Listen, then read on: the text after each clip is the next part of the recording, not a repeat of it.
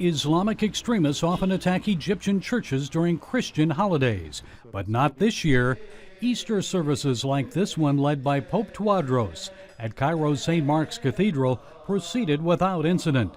Perhaps the tight security provided by police served as a deterrent to would-be terrorists. Members of this Coptic Christian family say they felt safer this Easter than they did last year, when the Muslim Brotherhood controlled the government. Anwar Abdullah says he's hoping peace and stability will soon return to his country. I hope that people here become loving to one another again, like in the old days when people used to visit each other and were friendlier. And that's the desire of most Egyptians who want to live in peace with their neighbors, free from attack. With only a month to go before Egyptians elect a new president, former Army Chief Abdel Fattah el-Sisi is favored to win. He led the effort to remove Mohamed Morsi from power and declare the Muslim Brotherhood a terrorist organization. But if he's elected president, can he protect Christians?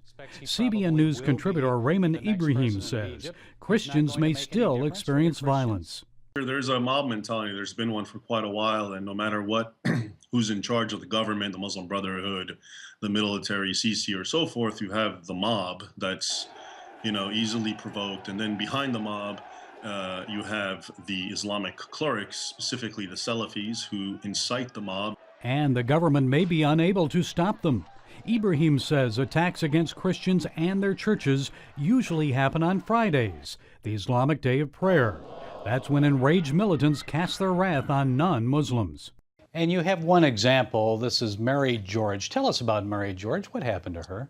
Well, it's a very unfortunate, though increasingly typical story. Mary George was a young, 20-ish Coptic woman who, during a Friday, I think it was maybe 2 or 3 weeks ago, was parking at a church.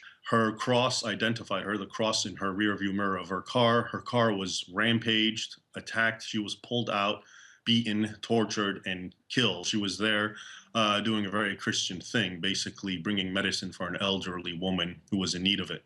Meanwhile, the Obama administration has agreed to help the Egyptian government combat Islamic terrorism in the Sinai. The Pentagon says it will resume delivery of 10 Apache helicopters to the Egyptian military. The shipments were halted last year after the Army removed the Muslim Brotherhood from power, and President Obama has yet to appoint a new U.S. ambassador to Egypt. The position has been vacant since Ann Patterson left the job nearly 8 months ago. Egyptians said she was too close to the Muslim Brotherhood. Secretary of State John Kerry has recommended the position be filled by Robert Ford. He's the former ambassador to Syria. Gary Lane, CBN News.